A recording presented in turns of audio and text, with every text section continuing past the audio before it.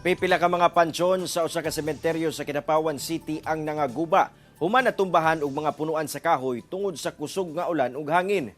Samtang ang mga pag-ulan nga masinati sa Mindanao, epekto sa localized thunderstorms sumala sa pag-asa.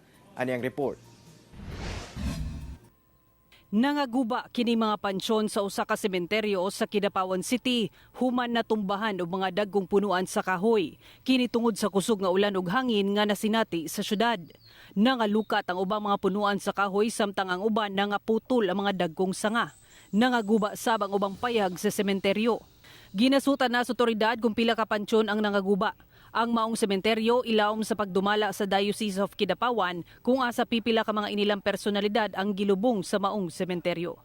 Sumala sa pag-asa, walay bagyo o low pressure area nga nasiplatan sa Mindanao. Apan ulanon ang daghang lugar sa isla nga epekto sa localized thunderstorms, ilabi na sa hapon o sa gabii.